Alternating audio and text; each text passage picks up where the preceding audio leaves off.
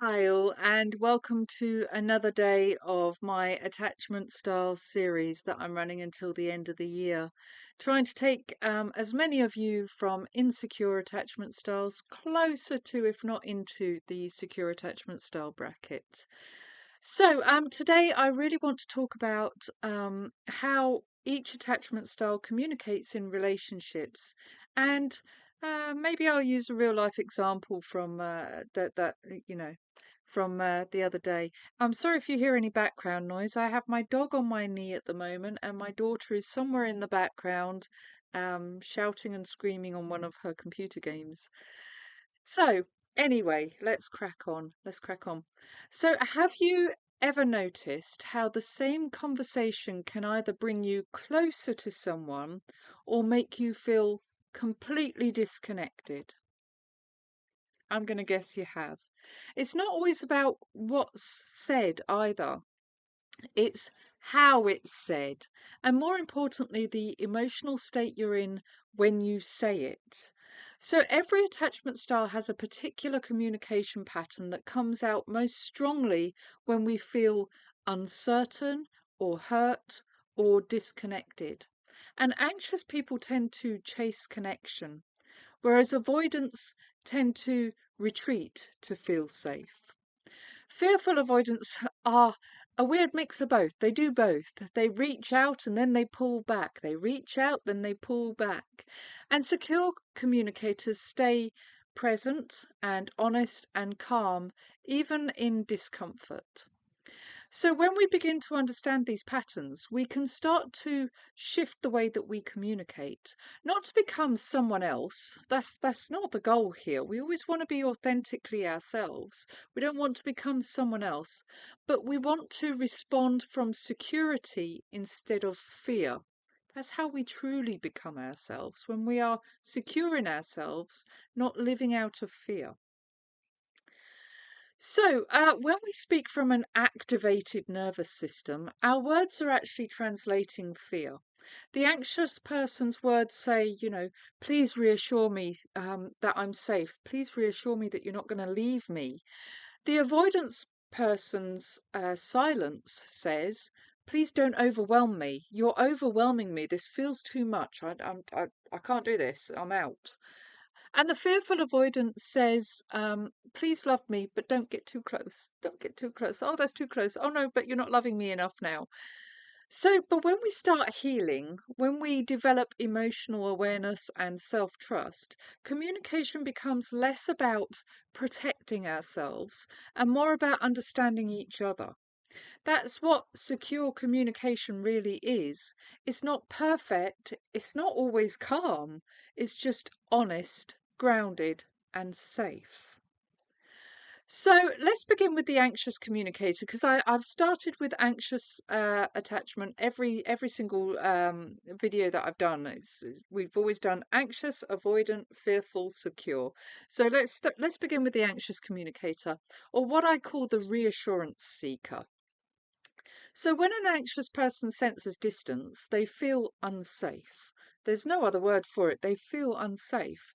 They might send multiple messages. They'll probably blow up your phone. Boom, boom, boom, boom, boom.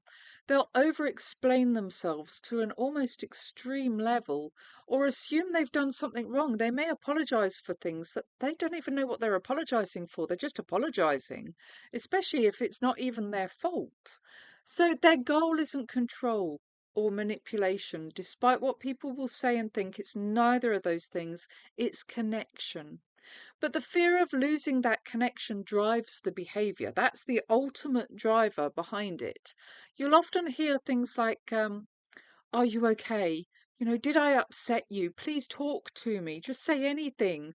And underneath these words is that fear of abandonment. So, to begin shifting towards secure communication, anxious attachers can start by regulating before they reach out.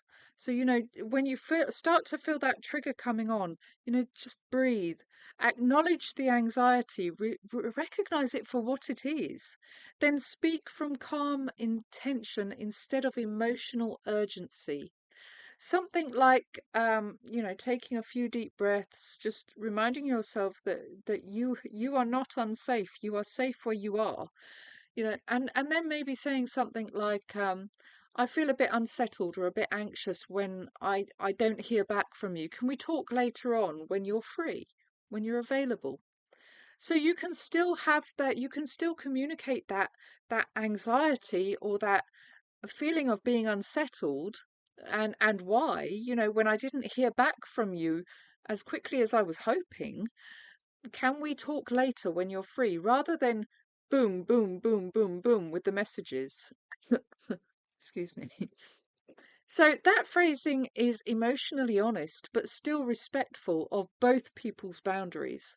And when you start doing that consistently, you teach your nervous system that connection doesn't have to be chased, it can be built. Now, the avoidant communicator, or the protector, as I like to call it, avoidant attachers often value calm and control. When things feel emotionally charged, they withdraw to protect themselves from being flooded or criticized. They might say things like, I don't want to talk about this right now, or you're overreacting, or this is too much. You know, that can sound really cold. That can sound really, really cold to the other attachment styles. But what they're really saying is, I need space to regulate before I can engage. Their communication style is defensive, not dismissive. So, to move towards security, the key is transparency. Instead of disappearing, express the boundary with reassurance. I need some time to process this, but I do want to talk about this later. I just need some space right now to figure it out, and then I will talk to you later about it. It's absolutely okay to take space. Anybody is allowed space if they need it. Sometimes you just need space to gather your thoughts before you actually say something that you don't actually mean. So space is important, but being able to communicate that space is what you're taking. You're not leaving completely. You're just taking some space to calm down and to think. That one sentence changes everything. It keeps emotional safety intact while maintaining your autonomy, basically. So then we have the avoidant communicator, or the push-pull partner. Is often caught between like deep longing and deep fear. So they want that closeness, but they also expect it to hurt. They expect pain. They crave honesty, but they struggle to feel safe staying open themselves. So they may say things like, I want you close, but I can't do this right now. I love you, but I don't trust this.